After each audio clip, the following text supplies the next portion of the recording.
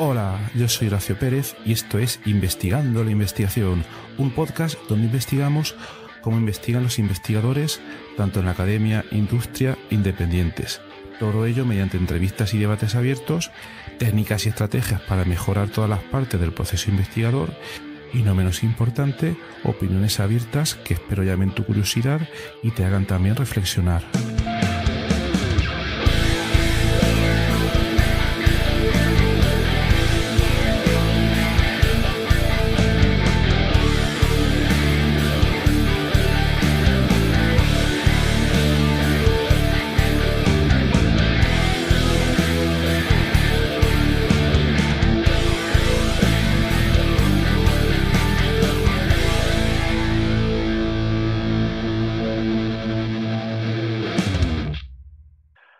Hola, bienvenidos a otro episodio del podcast Investigando la Investigación. Hoy vamos a tratar unas preguntas muy interesantes. Entre ellas vamos a citar las siguientes. ¿Cómo pueden nuestras redes de amigos y conocidos moldear no solo nuestras vidas sociales, sino también promover acciones altruistas en toda la comunidad? Por otra parte, ¿de qué manera influyen nuestros valores personales y creencias en las decisiones económicas que tomamos cada día? Desde comprar, por ejemplo, una casa hasta invertir en acciones. Por otra parte, ¿qué secretos se esconden en los mercados laborales que determinan quién consigue un trabajo y quién no? ¿Y cómo podemos hacer que sean más justos para todos? En definitiva, hoy vamos a investigar la relación de algunas de estas preguntas con la economía experimental y para ello tenemos el placer de tener aquí a Natalia Jiménez Jiménez. Hola Natalia, muchas gracias por venir Hola, aquí. ¿Qué tal? hola, buenas tardes. Pues Natalia Jiménez es licenciada en matemáticas y actualmente profesora en el Departamento de Economía de la Universidad Pablo de Olavide desde 2021. Tiene un doctorado por la Universidad de Alicante y experiencia postdoctoral en la Universidad de California. Es especialista en economía experimental y ha investigado sobre diversos temas en este área, tanto como redes sociales, preferencias sociales, mercados laborales y redistribución de riqueza. Ha liderado proyectos financiados por entidades españolas y fue galardonada con un proyecto de la Fundación BBVA. Es editora asociada en la revista Plus One y Journal of Behavioral and Experimental Economics. ¡Wow! Una muy buena trayectoria. Enhorabuena. Gracias. Bueno, Natalia, entonces, lo primero que me gustaría preguntarte es si nos puedes explicar qué consideras tú que es la economía experimental. Vale, pues la economía experimental es una metodología, es decir, no es una disciplina dentro de la economía como puede haber pues finanzas, teoría económica como distintos ramas, sino que es una metodología en sí. Digamos que esa metodología consiste en recopilar datos o decisiones económicas intentando hacerlo de una manera muy controlada, por eso se llama experimental, ¿no? Porque intenta como imitar a los experimentos de ciencias. Lo que pasa que solo se queda un poco corta, pero bueno, lo intenta. Y digamos que ese tipo de, cuando recopila esos datos, pues que sean replicable, ¿no? Esa manera de hacerlo. Así que digamos que se puede aplicar a cualquier tema de economía y es como una metodología que intenta complementar a las anteriores que son como la teórica y la empírica. Ajá. Entonces, perdón, por decirlo de alguna manera, tendríamos economía teórica, economía experimental. La economía teórica, no sé si se puede decir que es la que intenta desarrollar modelos que predigan las cosas que van a suceder. Va a suceder, por ejemplo, qué sé yo, que el bit. No sé, a lo mejor digo alguna barbaridad, corrígeme, ¿vale? No sé si se puede decir, bueno, pues va a haber si nos vamos a 2008, 2007, cuando ocurrió todo este fenómeno de la crisis inmobiliaria, no sé si ahora, claro, ahora a posteriori las teorías económicas pueden explicar lo que pasó, ¿vale? Claro. Pero un suceso de ese tipo se puede abordar desde la economía teórica y desde la economía experimental, por ejemplo. La economía experimental no sirve tanto como para predecir algo que va a pasar. Lo que puede servir es como si tú quieres cambiar alguna regla o alguna política, pues aparte de hacer un estudio teórico o un estudio con los datos existentes, puedes diseñar un experimento para intentar abordar cosas. Normalmente los experimentos sirven para abordar o cosas concretas o Ajá. para también testar supuestos en los modelos, porque tú cuando haces un modelo, como todos sabemos, es una simplificación de la realidad. Entonces, para simplificar la realidad, pues tú tienes que hacer unos supuestos simplificadores en el que intentes capturar la realidad, lo más esencial de la realidad, pero sin que sea excesivamente grande, porque entonces el modelo no te lleva a ningún sitio, no se puede resolver o tiene muchas soluciones y tampoco te sirve porque no es útil. ¿Vale? Entonces, esos supuestos que se hacían hace unos años en economía, digamos que muchos de ellos no estaban validados, sino que la gente pensaba que eso era lo normal o que tenía lógica para los economistas, pero no estaban validados. Y entonces, por ejemplo, la economía experimental ha servido para validar algunos de estos supuestos, como la gente se enfrenta, por ejemplo, a las probabilidades, cómo la gente se enfrenta cuando tiene pérdidas y ganancias, si se comporta de la misma manera. Entonces, por ejemplo, los modelos suponían que era igual y realmente no es igual. La gente tiene como lo que se llama aversión a las pérdidas, les afectan más las pérdidas que las ganancias, ¿vale? Y otro tipo de cosas, por ejemplo. Entonces, el problema de los modelos para predecir es que, claro, un modelo es bueno si la realidad que predice es simple, pero la realidad más compleja porque obviamente hay modelos en biología, en química, en medicina. Los virus, como se propaga, ¿no? Cuando estuvo el COVID, también se hacían modelos de cómo se propagaba, etcétera, ¿no? De contagio, hay de todo. Entonces, ¿cuál es la realidad más compleja que existe? El comportamiento humano. Porque si los virus tienen algunas mutaciones o algunos pues cosas que intervienen que hacen que no puedas medir un patrón constante, el más caótico y el más difícil, más complejo es el ser humano. Por eso los modelos pueden servir en economía para medir cosas concretas y para intentar explicar qué ha pasado a posteriori, pero el ser humano es tan complejo, sus decisiones y hay tantas y tiene tanta complejidad que es muy difícil hacer un modelo que sea útil y que te sirva, que no sea demasiado simple. Entonces ese es el problema un poco en economía, aunque para cosas concretas sí que puede ser útiles. Ajá, muy interesante. Entonces, por lo que entiendo, por una parte, está la gente de economía que desarrollan esos modelos, esas teorías, que es algo bastante complejo por todo lo que estás comentando tú, la complejidad del ser humano. Y luego estáis vosotros en economía experimental, donde vais viendo dónde y dónde no funcionan esos modelos. Ah, entiendo, no sé si se suele dar que vosotros trabajéis conjuntamente, los teóricos con los experimentales, para ir refinando esos modelos y que al final los modelos me mejoren. Claro, esa es la idea, o sea, es hacerlo todo construido y luego están los empíricos. Los empíricos, digamos, que utilizan datos, o sea, porque nuestros datos, digamos, que los fabricamos. Yo diseño un experimento en el que lo hago en un entorno un poco artificial, que esa es la pega, o sea, al Ajá. final ninguna metodología es perfecta, todo tiene sus pros y sus contras. Entonces, digamos que los experimentos, tú haces en un entorno controlado, o sea, yo lo puedo hacer en una empresa, intentar subir los incentivos o no para ver qué pasa con la gente y qué hace, ¿vale? ¿Qué tipo de incentivos hay que darles? Ese sería un experimento de campo. Luego están experimentos de laboratorio, que son los que yo más he hecho, que se hacen en unos Ujú. ordenadores y pones a la gente en situaciones hipotéticas y a ver cómo actuaría la gente. Pero sus decisiones dependen del dinero, ¿vale? Entonces, esa es la diferencia entre una encuesta que tú le preguntas a la gente y aquí la gente, las decisiones que toma en experimentos tienen un dinero asociado, es decir, dependiendo la decisión que tomes, puedes cobrar un dinero o no. Entonces, digamos que te lo puedes tomar más en serio y tienes menos incentivos para mentir, que es lo que pasa en las encuestas. Los datos empíricos sería precisamente eso, encuestas que hace, por ejemplo, el Instituto Nacional de Estadística o la encuesta de población activa, que es la que me dice qué porcentaje de gente está en paro o las características de la gente. Todo eso sería empírico, que son datos que recogen instituciones, empresas o lo otro, pero recogen las variables que ellos quieren. En cambio, en experimentos nosotros elegimos qué variables queremos.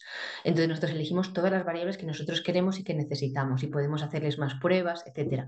Digamos que tenemos como una información más completa y más controlada. Y luego yo puedo, digamos, en el laboratorio o en ciertos entornos, yo puedo recrear situaciones que no son posibles en la realidad o que incluso son como situaciones ilegales, o sea, que no serían legales Ajá. en el entorno. Entonces, esa es la diferencia entre la metodología empírica y la metodología experimental, pero las dos son complementarias, o sea, depende para que lo quieras, puede ser mejor una o la otra, o las puedes usar las dos Ajá. como complementarios. Claro, claro, qué interesante. Luego, otra duda que me surge es, como estamos hablando del ser humano, del modelado o del entendimiento sobre el ser humano, no sé si hay un poco de solapamiento o de cooperación entre lo que sería economía y la psicología.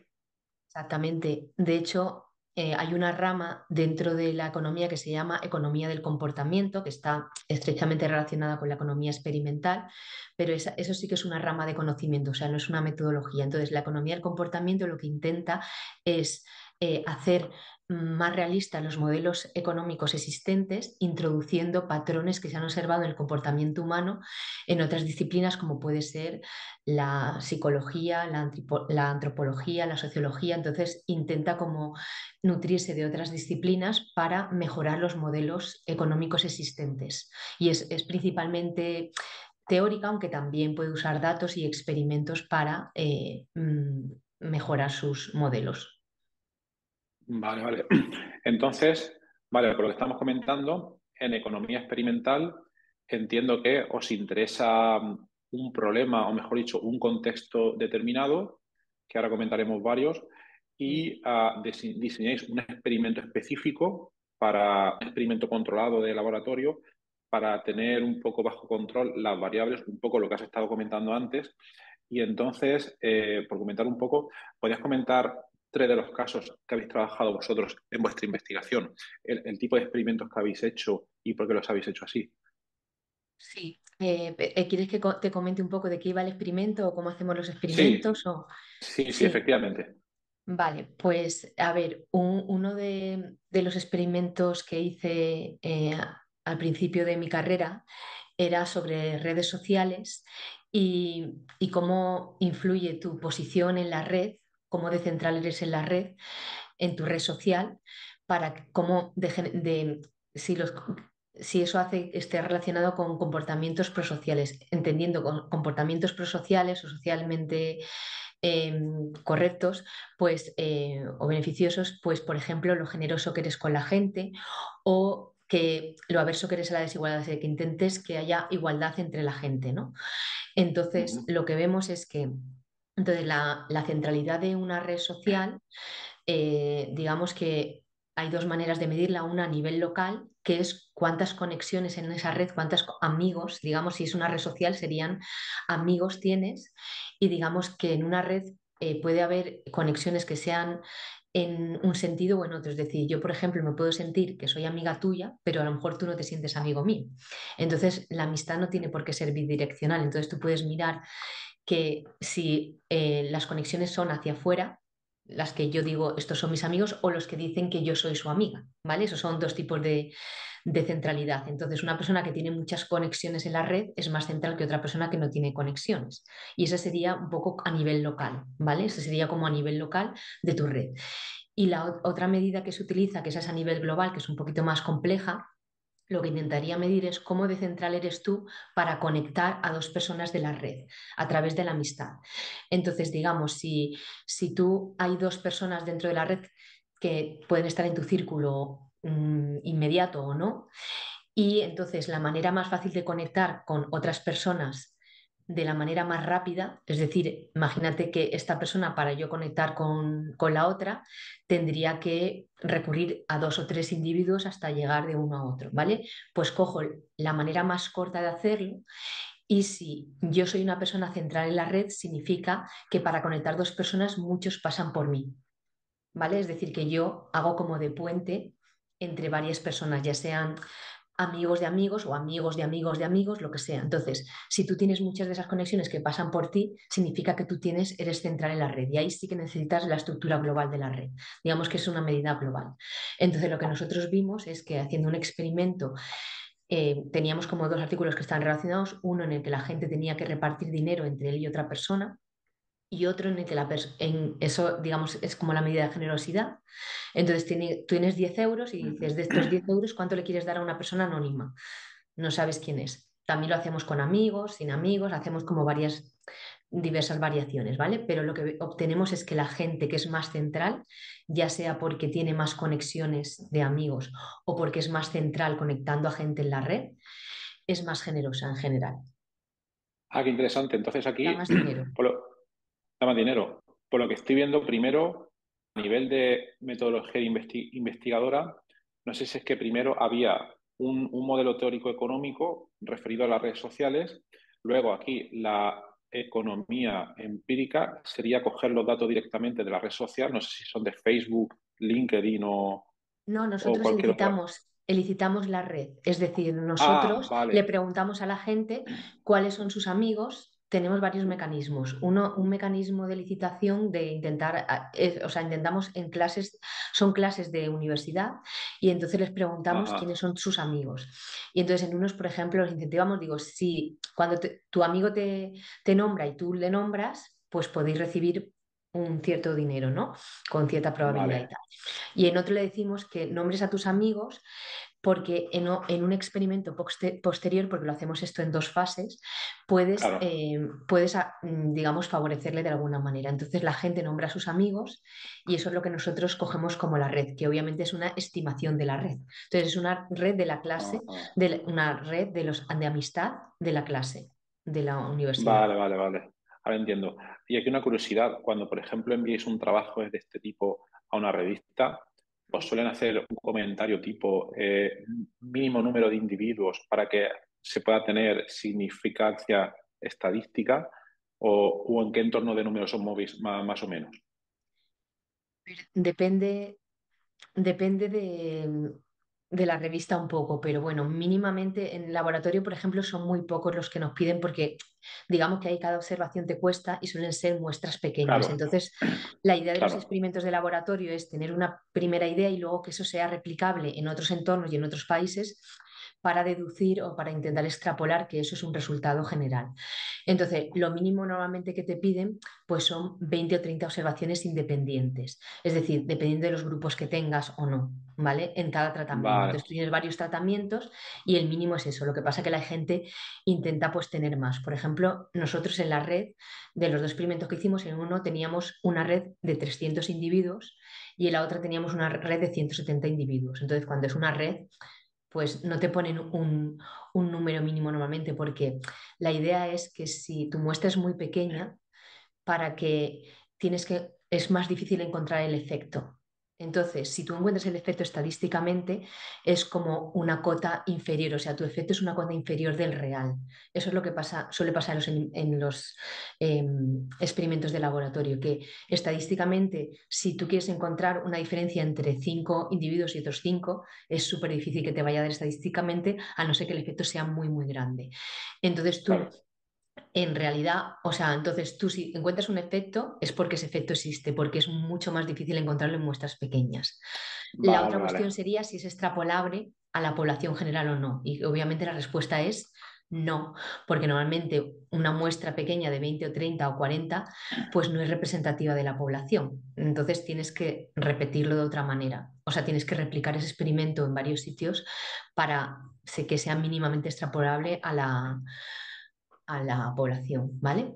Vale, vale, vale, entiendo. Entonces, por ejemplo, si alguien cogiera de alguna manera, que no sé cómo, todos los datos que hay en una red social como Facebook, cada uno con sus amigos, tantas conexiones, etcétera, etcétera, para intentar sacar condiciones, digamos, similares, lo primero que tendría que tener los datos, pero luego no podría hacer el experimento este en el que le detalles luego un dinero. Esta segunda fase que has comentado, ahí no lo podría hacer. Por eso vosotros lo hacéis un poco en el entorno controlado del laboratorio, en este caso eran alumnos de universidad, por lo que has comentado.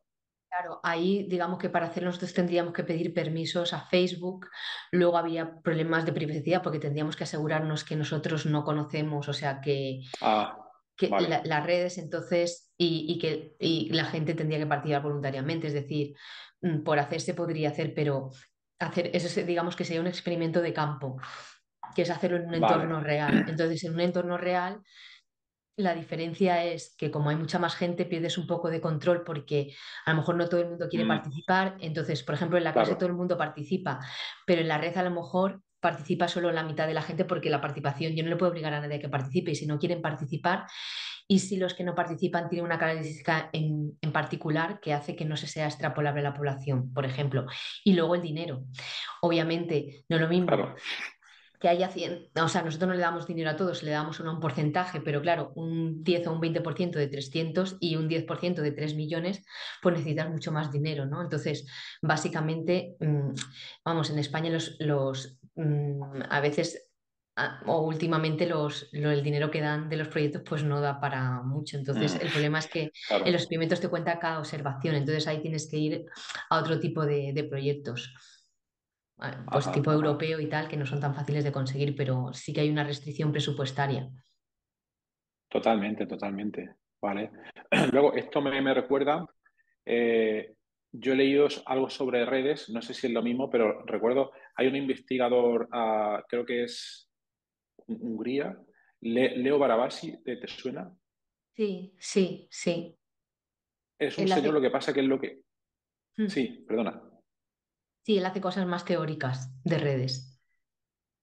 Él hace cosas más teóricas de redes porque yo lo que entendí es que cogía todos los datos directamente de la red y sacaba sus conclusiones, pero eran solo los datos sin él interaccionar con esos datos como vosotros en vuestro caso pues sí que estáis haciendo en vuestro Claro. caso. Claro, él hace Vale, cosas empíricas, o sea que, porque además últimamente hay una tendencia en las revistas de investigación que los modelos teóricos en sí, pues que tienes que respaldarlo con evidencia empírica. Entonces, si solo un modelo teórico, como que en ciertas revistas, sobre todo buenas, no te lo admiten. Tienes que respaldar un poco tu teoría con datos empíricos. Y en los experimentos también te piden como que si es de laboratorio, pues que intentes tener también algo fuera o bien un poco más de campo o algo empírico, o sea, como tener un par de metodologías que validen tus resultados, ¿no? totalmente. Y luego, en este estudio en concreto, ¿hubo alguna conclusión que obtuvierais que fuera algo totalmente inesperado? Mm, ahora mismo no lo recuerdo. Sé que había cosas de amigos y no amigos y tal, pero bueno, lo que nos sorprendió también un poco es que como que cuando hay amigos y no amigos, pues que sirviese para los... O sea, nosotros hacíamos un tratamiento en el que la gente sabía que estaba dando a no amigos y en la otra amigos y en las dos encontramos un efecto bastante parecido, que esperábamos a lo mejor encontrar un efecto mucho mayor en los amigos de la Claro, gente, digamos que es central. claro. Ujú. Sí, sí, sí, es curioso. Vale, y luego para hablar un poco, tienes otros trabajos que también son muy, muy interesantes. Tenéis Sí, también otro estudio donde estudiáis, hasta donde he entendido, un poco la relación con el proceso del voto. Si nos pudieras contar un poco sí, sobre ese sí, trabajo. sí. Digamos que lo que queremos ver es cómo vota la gente, o sea, digamos que hacemos una sociedad como muy simple en la que la gente sabe exactamente a dónde van los impuestos. Entonces, la idea es, y metemos desigualdad, es decir, digamos que están como los ricos y los pobres. Y entonces queremos saber si los pobres votarían más o menos impuestos dependiendo de cuáles son las condiciones iniciales, es decir, si hay más o menos desigualdad, si ven que los ricos trabajan más o menos. Entonces intentamos como sí, hacer una sociedad simplificada en que la gente trabaja, hace una tarea real en el laboratorio, que en este caso es sumar, hacer sumas, pero bueno, que es una tarea que tú estás Ajá, haciendo. Entonces, ese es como tu trabajo y te pagan por tu trabajo. Y lo que pasa es que los ricos reciben un salario mayor que los pobres, ¿no? Que la idea es como que el salario de la gente, aquí los ricos digamos que estarían, intentan... se podrían interpretar como la gente que tiene un trabajo cualificado y los no cualificados, ¿no? Entonces tú el salario por hora de un cualificado es mayor que el de no cualificado. Entonces intentamos ver si la gente entiende un poco el mecanismo de impuestos en el sentido de que aquí los impuestos se recopilan de toda la sociedad y se distribuyen a partes iguales, de manera que si los ricos tienen un impuesto, o sea, si los ricos tienen más riqueza, entonces dan un porcentaje mayor al bote común y como luego se reparte por igual, es una manera de redistribuir de ricos a pobres, ¿no? Que es la idea. Porque claro, ujú, en el mundo, por ejemplo, en este caso es un problema muy concreto que en el mundo real no se puede estudiar, porque claro, en el mundo real tú cuando votas por un partido, por ejemplo, tú no votas solo por los impuestos que ellos proponen, votas por un montón de políticas. Entonces tú realmente no sabes si la gente vota por una razón o por otra a un partido político. No sabes la razón. Aquí lo que hacemos es que el voto sea solamente para los impuestos. Es como, ¿tú qué impuestos quieres? ¿Unos bajos o otros o unos altos? ¿No? Damos dos tipos de impuestos. Y entonces queremos que la gente vote sobre esa política en concreto nada más, ¿vale?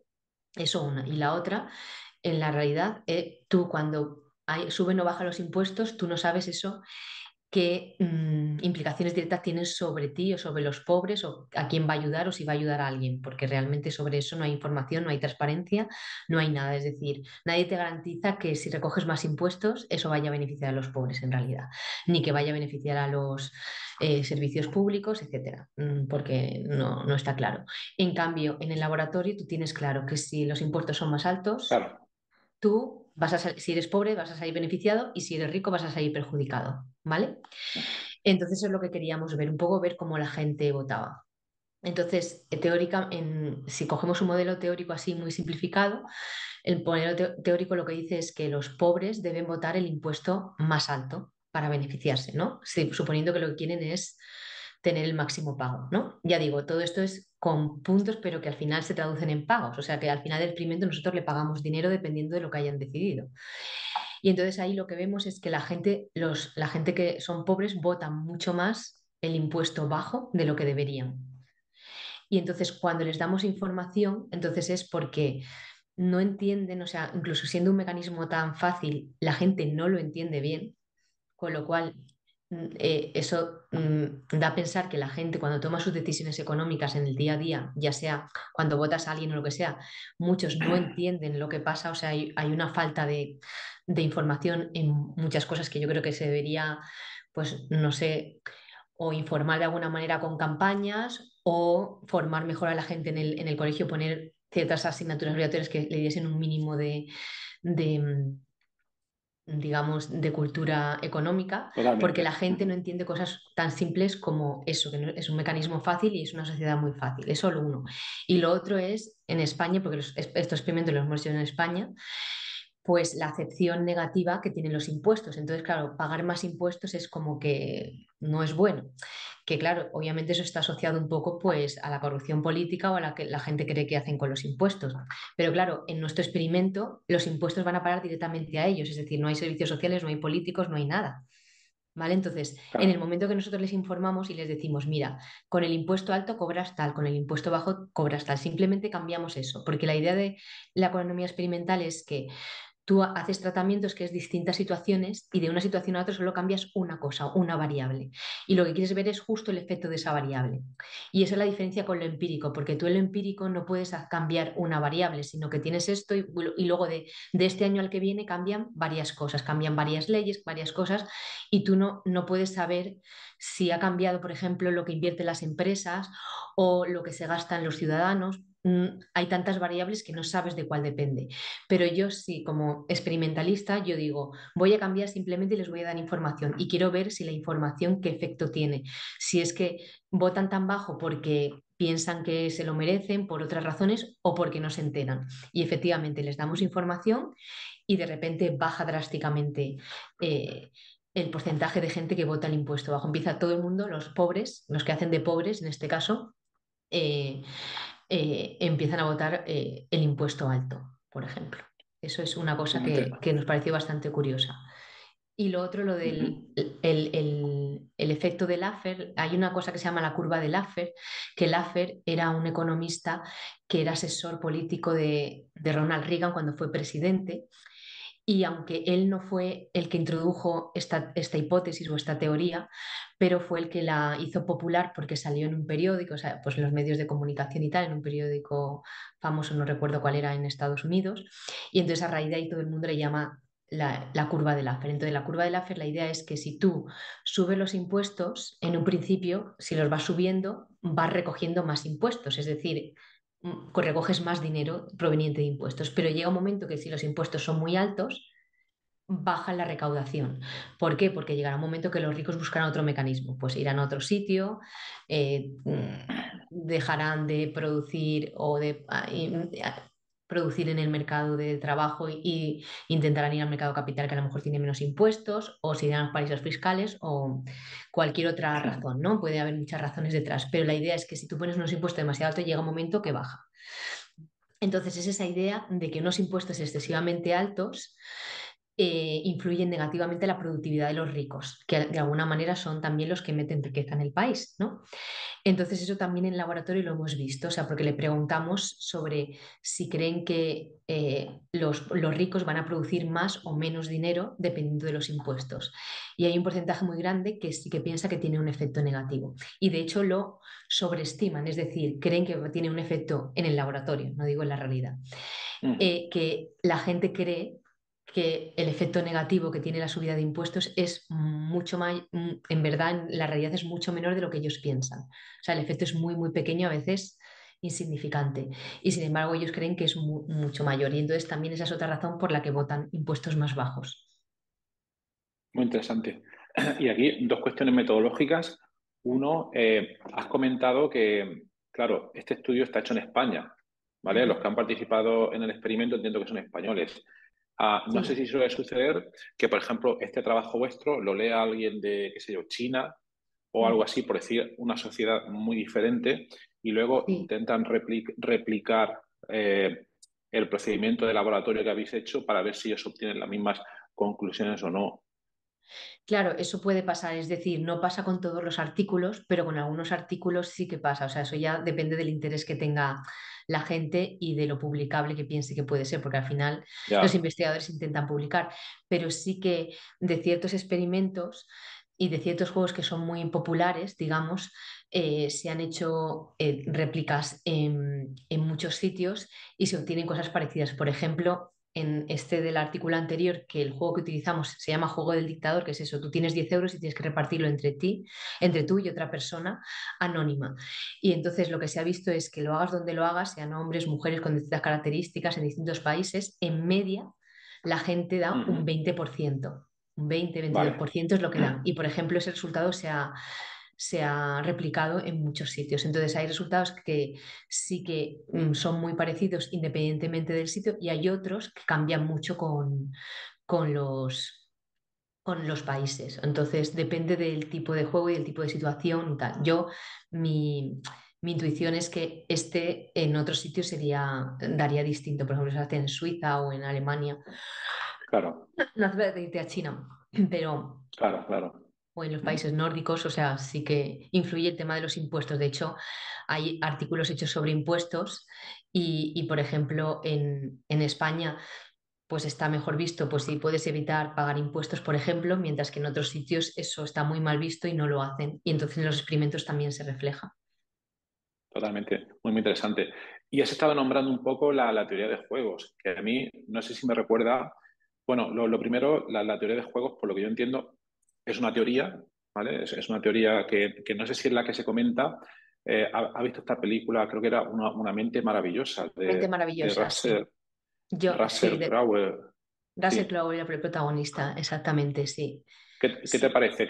Quizás era un poco más para reflejar la vida del personaje de la persona, pero creo que se ve un poco ahí lo que es la teoría de juegos. Era por preguntarte si estás muy de acuerdo con lo que se transmite en esa película y si en la formulación de esa teoría de juegos supuso un antes y un después en todo este estudio de la economía experimental. sí, sí. Pues a mí me gustó la película, o sea, me parece una manera de, bueno, de una manera así un poco más divertida, ¿no? Un poco más entretenida, pues postular una teoría y hacerla conocer un poco al público. Entonces, me pareció una película interesante y que estaba bien hecha, así que me gustó la película. Respecto a la teoría de juegos, pues por supuesto fue un antes y un después en economía, porque digamos que la teoría de juegos de alguna manera intenta predecir qué va a hacer la gente en un entorno económico, en las decisiones. Entonces, por ejemplo, en economía experimental, el equilibrio de Nash, que es el resultado que él dice, o sea, que es un poco como a lo que tiende la gente, o sea, qué haría la gente? Y lo que pasa que tienes que, cuando tú tomas una decisión, si es la primera vez que la tomas, pues no lo entiendes muy bien, no lo asimilas muy bien. Entonces la idea es, en los experimentos normalmente se suelen repetir las decisiones porque te intenta ver a qué converge el resultado cuando tú ya has aprendido Ujú, y tienes experiencia, ¿no?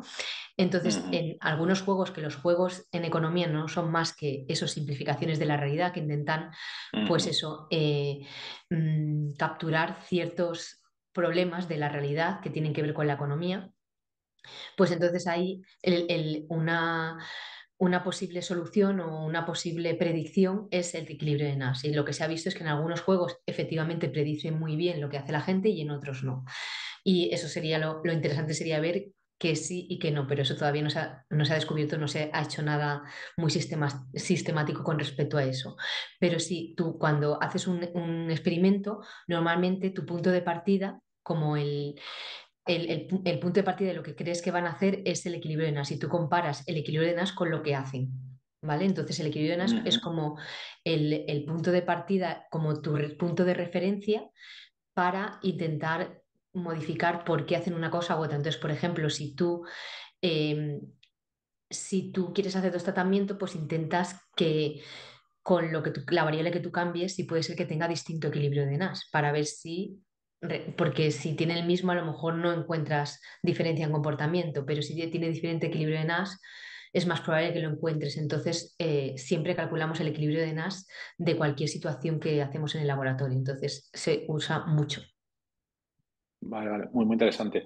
Y la otra pregunta, esto ya es un poco más hipotético. Si Mm. no hubieran, porque has comentado, claro, para hacer los experimentos de laboratorio hace falta reclutar gente, lo cual supone Sí. un esfuerzo, un trabajo, la gente, etcétera. Mm. Si no hubiera limitaciones de dinero y de tiempo, ¿tienes algún experimento favorito que te plantearías hacer? No sé si lo has pensado alguna vez. No, la verdad es que no lo he pensado ninguna vez, pero em, pues no sé, algún experimento que me gustaría hacer. Si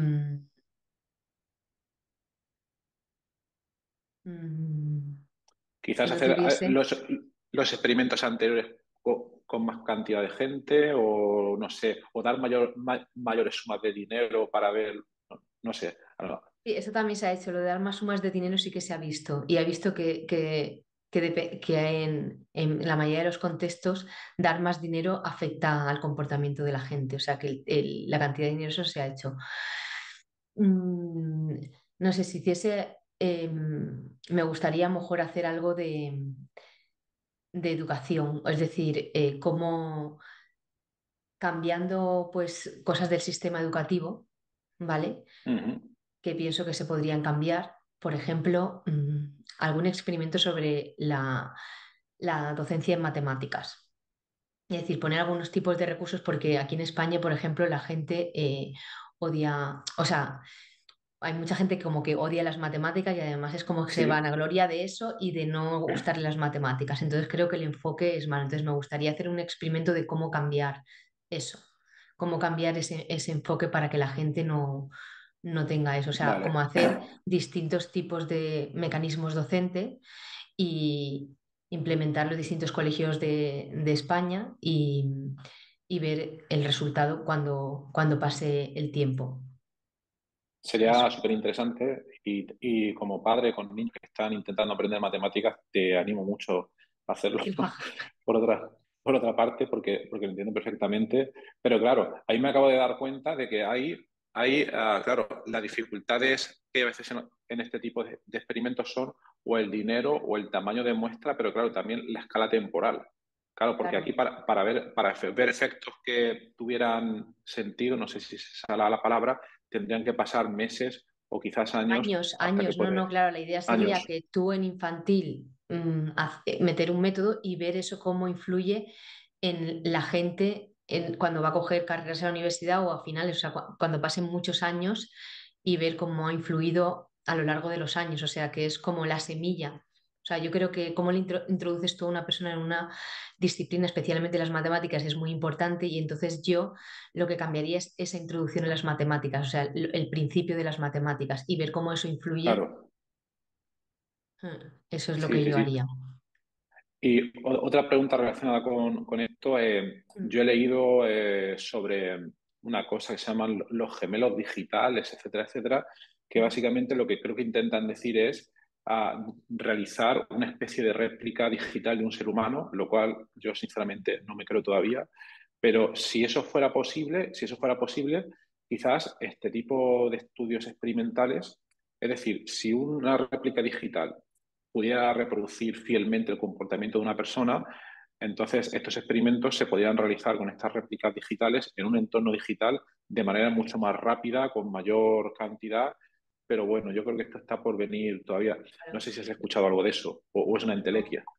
No, ¿no? no. He Vale, escuchado todo tipo de inteligencia artificial, ordenadores cuánticos, todo el mundo, todas las cosas estas que se escuchan de todo tipo, pero yo, mientras no vea las muestras, creo que una ajá, máquina pueda tener o sentimientos o sensaciones, porque al final eso me resulta difícil porque además, porque tú le tienes que meter un programa. O sea, un programa claro, puede hacer ciertas cosas abstractas y tal, pero ¿cómo defines tú un sentimiento? ¿Cómo le dices que esto es sentir alegría? ¿Cómo le explicas eso y cómo lo programas? ¿Cómo haces un algoritmo con eso? O sea, me refiero, totalmente, porque dicen, las matemáticas está en todo. Sí, no, o sea, está en muchas cosas, pero tú con matemáticas no puedes explicar los sentimientos, o sea, o el amor, o sea, como dices que estás enamorado de algo matemáticamente, eso como lo, que habrá unas totalmente, reacciones que se te provocan y habrá algo científico que puedas medir, pero una cosa es que lo puedas medir y otra cosa es que sepas de dónde viene la causa, o sea, por qué esta persona me provoca enamoramiento o me provoca cosquilleo y esta persona no, o sea, de dónde viene esas reacciones que se producen en mi cerebro, lo que sea, ¿no? Entonces, yo creo que todavía estamos a bastante tiempo, aparte de que el cerebro todavía está muy poco estudiado con respecto a otros órganos, o sea, hay muchas cosas que no sabemos, entonces mientras no controlemos 100% el cerebro, no vamos a poder replicar a un ser humano claro, con eso, o sea, eso es lo que yo totalmente. pienso. Totalmente de acuerdo. Y luego por curiosidad, respecto a tu carrera, Mm, tú eres licenciada en matemáticas. sí. ¿En qué momento decidiste? Porque además las matemáticas es algo que está más en el lado teórico que en el lado experimental, de mi punto de vista. Sí, ¿En qué momento sí. de tu trayectoria decidiste, primero me quiero dedicar a investigar y luego en este tema de la economía experimental? Pues yo quería hacer algo como más práctico, o sea, mi idea de hacer un doctorado en economía es que quería hacer algo útil para la sociedad, o sea, me gustaba, o sea, que las matemáticas están bien y bueno, me gustan y aparte, aunque no tengan una utilidad inmediata, luego después siempre se le encuentra una utilidad de alguna manera en la física, en la biología, en la química, etcétera, pero yo quería hacer como algo inmediato, o sea, algo que fuese un poco más, o sea, como aplicar las matemáticas a problemas de la sociedad, ¿no? Y es un poco, es lo que hace la economía, aunque luego al final, con esto de los experimentos de laboratorio, que es como digo, que no son tan extrapolables porque son muy simplificados y las realidades son complejas, pues no he cubierto lo que yo pensaba, o sea, mis expectativas se han quedado en expectativas, pero bueno, todavía estoy a tiempo de hacer algo útil. También es que la investigación que el de las revistas y la sociedad van por dos partes completamente separadas, al menos aquí en España, porque en Estados Unidos sí que hay más interacción entre empresas, universidad y gobierno, pero aquí hay poca. Entonces, eso es lo que, por eso decidí estudiar un doctorado de economía. Y yo en principio empecé con las redes, digamos, más que las redes sociales, las redes a secas, porque las redes es una parte Ujú. de la economía que tiene muchas matemáticas, tiene como, es la que más matemáticas tiene junto con otras, con subastas y tal, ¿vale? Entonces empecé con esa, pero no me terminó de convencer y cuando tuve un curso de economía experimental vi que ahí en verdad pues, lo puedes aplicar a todo, entonces es como muy variado, tenía una parte de psicología que siempre me ha interesado, entonces en verdad tú tienes que intentar predecir qué es lo que va a hacer la gente. Entonces cuando tú diseñas el experimento, que tú haces primero un diseño del experimento, que intentas decirle cómo se lo vas a decir, cómo le pones la pantalla, tal, hay una parte de psicología que es como de intuición y esa parte, por ejemplo, me gusta y además es como muy diversa porque tiene una parte de diseño, tiene una parte en la que tú programas, que a mí programar también me gusta porque tienes que programar con pues eso, el software donde van a jugar los Ujú. participantes. Tiene una parte en la que tú haces los experimentos o estás ahí con ellos, que es como una parte más social. Tiene la parte del, cuando ya tienes los datos, el análisis de datos. Y luego ya puedes ver si modificas o no un modelo o a partir de ahí haces algo de modelo. O sea que puedes hacer como, puedes tocar un poco todas las ramas. Entonces me parecía muy divertido y diverso y por eso lo escogí. Genial, pues a mí me parece también bastante interesante. Yo también estoy en un campo multidisciplinar, entonces me parece bastante interesante. Bueno, Mm. y ya por ir terminando, ¿qué le recomendarías a alguien que, no sé, alguien que está empezando a investigar y que esté decidiendo si meterse en la economía teórica o experimental? ¿Le darías algún consejo? Sí, mira, un momento, antes de esta pregunta hay un artículo que no he comentado y que Ajá, es el que más me gusta de mi investigación, Vaya. que es el de la delegación del salario. Es decir, hacemos en un entorno de laboratorio que los trabajadores elijan su propio salario y vemos si eso es bueno o no, o sea, si aumenta su productividad o no, y si es bueno para la empresa o no, ¿no? Y lo que vemos es Ujú. que depende del tipo de relación, porque hay como un tipo de relación que es así como permanente, o sea, que tú tienes como un contrato permanente, o sea, intentaría interpretarse como eso, y que ahí sí que funciona, obviamente los temporales no. Y eso me parece muy interesante porque realmente este artículo es de hace como pues 15 años o así, ¿vale? Y Ujú. entonces normalmente eso como es un entorno así tan artificial y todo eso te da como una idea que podría funcionar, pero claro, eso llevarlo al mundo real y que las empresas lo compren es difícil. Pero Claro. resulta que nosotros encontramos un ejemplo real de una empresa brasileña que se llama Senco, que es una empresa manufacturera que lo lleva haciendo desde 1980. Y entonces ahí en esa empresa los trabajadores eligen su propio salario y eligen sus horas de trabajo. Obviamente Mm. tú les puedes despedir, o sea que si ves que no funciona y obviamente pues Claro. no tienes un tope para el salario y todo eso, pero la gente, claro, los trabajadores se matan por estar allí. Entonces, mm, lo que decía este, el CEO, el director general, ¿no? Que se dice en castellano, de esta empresa que se Ujú. llama Ricardo Semler, es que en las empresas la gente contrata a adultos pero los trata como niños. Entonces, si tú les das una flexibilidad, si tú le das una flexibilidad, les dejas que ellos sean responsables, o sea, una persona que no sea responsable y que no trabaje bien, da igual el método que le pongas.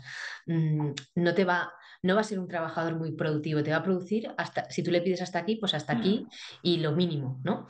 Pero si tú quieres que tu empresa sea, y la empresa de hecho, porque claro, dices tú, bueno, yo también puedo hacer eso en mi empresa, pero eso ha funcionado y efectivamente ha funcionado. Una empresa que empezó con $100.000 ahora vale 25 millones de dólares.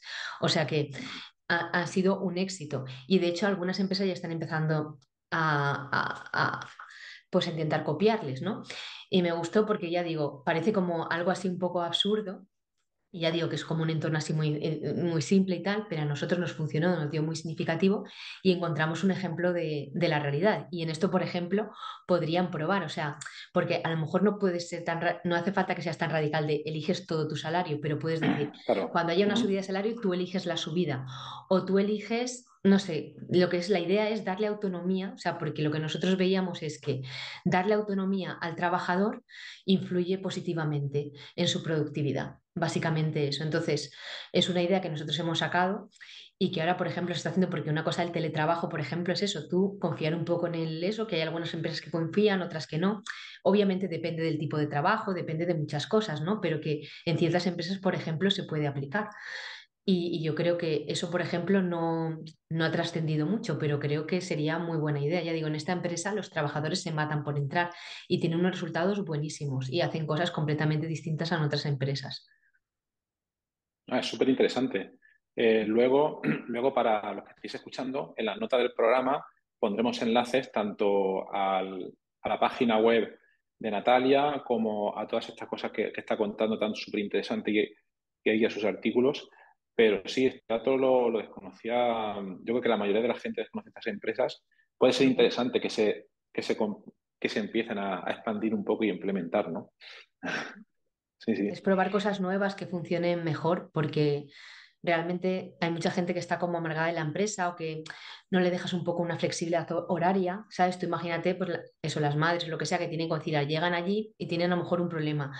No es mejor, a lo mejor, en ciertos empleos, entiendo que si estás de cara al público en una tienda, pues no, pero en otros empleos, pues no puedes retrasar eso. Te ocupas de tu hijo o del problema que tienes y luego después ya haces tu trabajo. Es decir, tú vas a hacer igual tu trabajo, pero tú te pones las horas como hacemos un poco nosotros en la Totalmente. universidad. O sea, yo, por ejemplo, a mí nadie me ha puesto a hacer esto, eso, pero yo tengo una flexibilidad y yo hago mi trabajo y he hecho mis artículos y tal, pero si un día me tengo que poner a las 10 pues me pongo a las 10. ¿Qué más da que me ponga a las 10 que a las 9?